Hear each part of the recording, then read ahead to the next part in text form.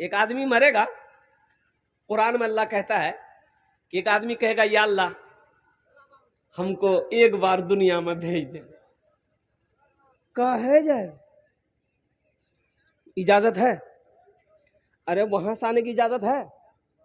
अल्लाह पूछेगा मेरा बंदा कहे जाएगा दुनिया में, क्या वो बंदा क्या कहेगा? हम नमाज पढ़ेंगे, रोजा रखेंगे, हज करेंगे?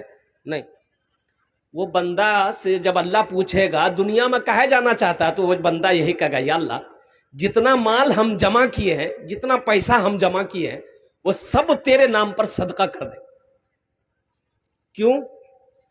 वो सदके की अजीम फजीलत को अपनी आंखों से हशर के मैदान में आखिरत में देखेगा कि या अल्लाह, अल्लाह के रास्ते में खर्च करने का क्या मकाम है।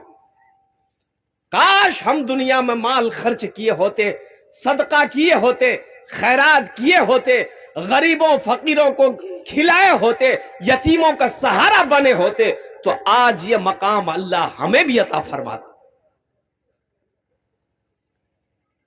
मुसलमानों, जिला पूर्णिया के अंदर में एक गांव है, नाम नहीं लेंगे, सूदखोर था। और एक बात याद रखो, सूद खाने वाला कहां जाएगा? Direct 123 national highway free, direct जहन्नम में जाएगा वो। एक सूदखोर सीढ़ी से गिरा, मर गया।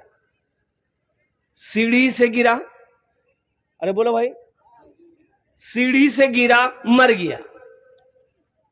रिश्तेदार लोग जमा हुए, नहलाया धुलाया, नमाज पढ़ा, दफन कर दिया। 3-4 दिन के बाद उसका बेटा सपना देखा, सपना ख्वाब देखा बाप को। तो बाप से पूछा बाबा कैसा रहा, कब्र में फरिश्तों का सवाल जवाब कैसा रहा? तो बाप बोला बेटा हम वो सब लफड़ा में नहीं पड़े, जैसे ही मरे वैसे हमको डायरेक्ट जहन्नम में घुसा दिया। बोला हम उस सब में नहीं गए, फरिश्तों का सवाल और जवाब में नहीं गए बेटा, हमको उतना टाइम ही नहीं दिया।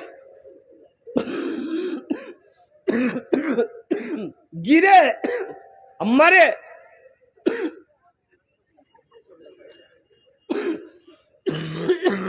पकड़ के ढकेल दिया हमको। इसलिए मुसलमानों, तो मैं ये कह रहा था कि वो आदमी का ए बाबू ए ओखाने बसे जाओ, ओखाने और भारो करे बसे जाओ, अल्हम्दुलिल्लाह ए जाबी नाकि?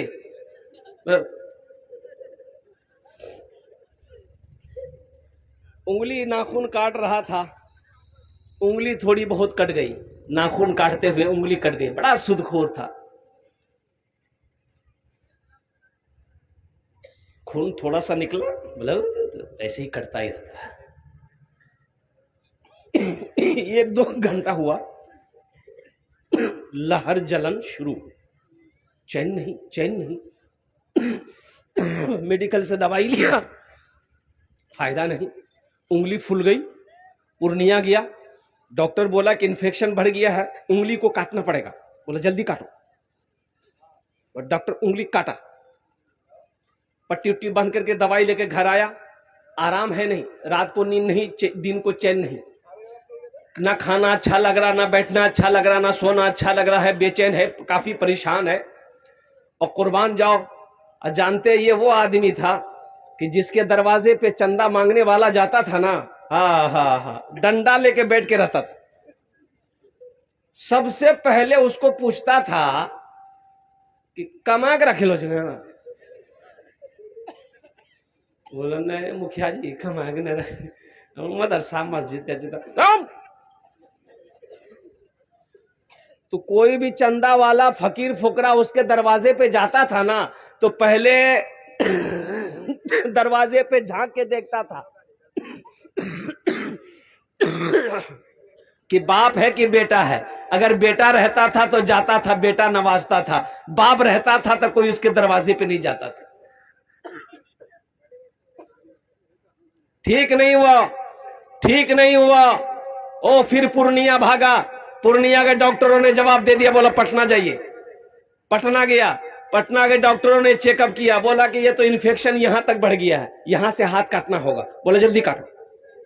यहां से हाथ काट दिया, पट्टी उट्टी करके घर आया। 15 दिन रहा, आराम नहीं। लोगों ने कहा, मशवरा दिया कि ये बड़ी बीमारी है, बड़ा डॉक्टर को दिखाओ, बंबई जाओ। बंबई गया, वहां के डॉक्टरों को दिखाया। डॉक्टरों ने कहा कि इन्फेक्शन बहुत बढ़ गया है, कैंसर का डर है, यहां से हाथ काटना पड़ेगा। बोला जल्दी काट दो। मुसलमानों, ये कोई किस्सा नहीं सुना रहे हम, हकीकत है। वो आदमी वहां से आया, कुछ दिन बिस्तर पे रहा, कुछ दिन बिस्तर पे रहा, आखिर मौत आई, मर गया। कब्र बनाया गया उसके लिए, कब्र बनाई गई। कब्र जब बन के तैयार हुई, देखता क्या है कि फिर कब्र मिट्टी बराबर हो गई। या अल्लाह, अब कब्र बनाने वाला 80 की स्पीड से भागा। बोली ये की बात हुई, शैतानी हरकत है कि जिन्नाती हरकत है। कब्र बनाए, कब्र बराबर हो गई। सारे लोग जमा हो गए, बोला ऊंची जगह पे जहां मिट्टी, सूखी मिट्टी है, वहां कब्र बनाओ। वहां कब्र बनाई गई, कब्र बन के तैयार। फिर देखते एक बेग कब्र बराबर हो गई। माजरा क्या है, किसी अल्लाह वाले से ने जाके मसला पूछा, आलिम साहब से पूछा कि हजरत ये मसला हो रहा है, हम लोग कैसे दफन करेंगे। तो अल्लाह वाले ने कहा कि सुनो सुनो, कब्र मत बनाओ, पूरे हिंदुस्तान में कब्र बनाते रहोगे, इसकी कब्र नहीं बनेगी। गड्ढा खोदो, डाल दो, इसलिए कि जमीन भी पसंद नहीं कर रही कि इसका जिस्म मेरे अंदर में दाखिल हो जाए। जमीन भी नहीं चाह रही है कि इसका जिस्म मेरे अंदर आए। ए मुसलमानों, जिसकी जिंदगी अच्छी होगी उसकी मौत अच्छी होगी, जिसकी जिंदगी बुरी होगी उसकी मौत बुरी होगी।